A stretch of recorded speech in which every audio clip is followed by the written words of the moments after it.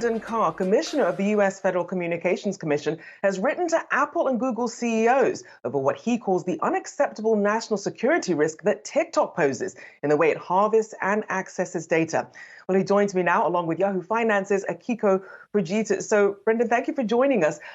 Now, this came about as a result of what you saw from BuzzFeed's investigation. Talk about the most compelling aspects of that really led to this letter.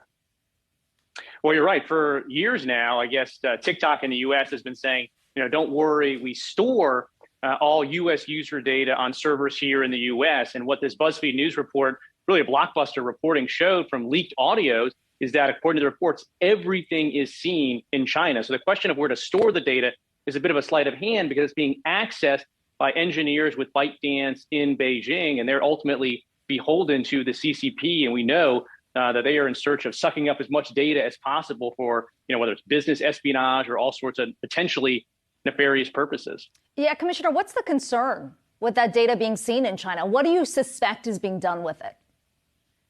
Yeah, a lot of people look at this and say, well, it's just funny videos.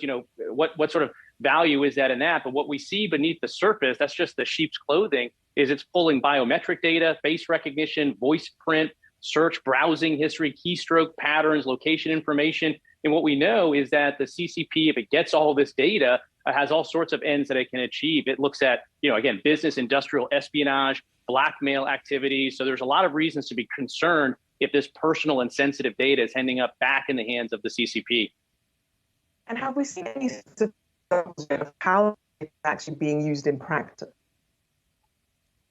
Yeah, we've seen a lot of concerning incidences. So, for instance, the U.S. military has already banned the use of TikTok on government devices. National security agencies have taken similar steps. The RNC and DNC have sent warnings.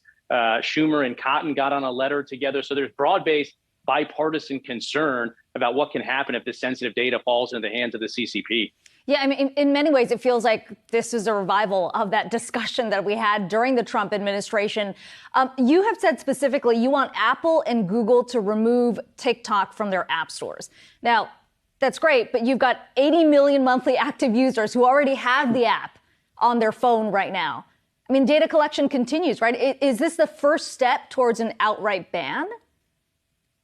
Yeah, look, this is a challenge to the point that you said. And, from my perspective, there's a lot of activity that's going on right now across the federal government that could look at this. But the reason I'm looking at Apple and Google in particular is while that broader national security review takes place, Commerce Department, for instance, could take action there. We'll see. I think right now there's near-term action that Google and Apple could take almost separate from the national security, which is just look at how that data is being used. What are the representations? Is it, being told that it's being stored here? Is it really being accessed by people in Beijing? And the abusive data practice, again, it parallels the national security review, but it's somewhat separate. Just apply those terms of service. And we've seen it before when they've had applications that take data and surreptitiously move it to China or engage in unauthorized uses. They've taken steps to boot them from the App Store. So I think this is sort of parallel to that broader national security review. And I do hope that the Biden administration completes that Commerce Department review, which to your point could go beyond, just no longer allowing people to download it. Yeah, on that point, we have heard from TikTok say that they are in the process of migrating U.S. user data to their Oracle servers. Now, your point has been that,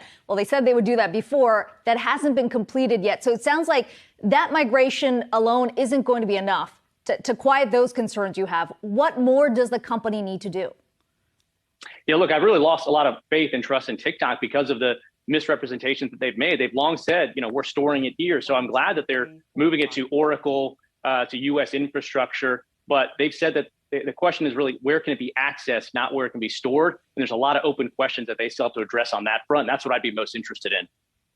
And as you referenced, the number of lawmakers in that letter from both sides of the aisle raising concerns, Chuck Schumer, Marco Rubio, Adam Schiff, Ted Cruz, among others. If you don't get a satisfactory response to that July 8th deadline that you listed in your letter, what would the next steps look like?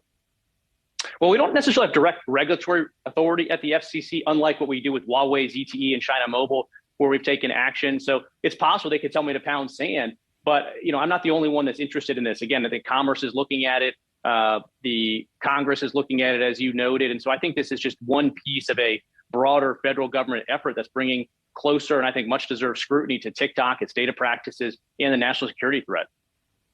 Is there anything else that TikTok could do in terms of perhaps warnings or anything else to users that would be sufficient to really meet some of these challenges that you're seeing with national security risk? It's going to be difficult. We looked at that with Huawei and ZTE. Are there disclosures? Are there ways to sort of cabin that devices off? And we've usually come to the conclusion that it's difficult to do. And so for Huawei, ZTE, we've said you got to get out entirely in terms of these federal subsidy programs, China Mobile, China Telecom. We've taken similar action. So I'm open-minded if there's some sort of mitigation option out there, but it's going to be very difficult, particularly given the various apparent misrepresentations we've had so far about the actual scope and degree of people in China seeing U.S. user data, personal sensitive data. Well, certainly those warning shots fired indeed. A big thank you there, Brendan Carr, the Commissioner of the FCC, and Yahoo Finance's Akiko Fujita.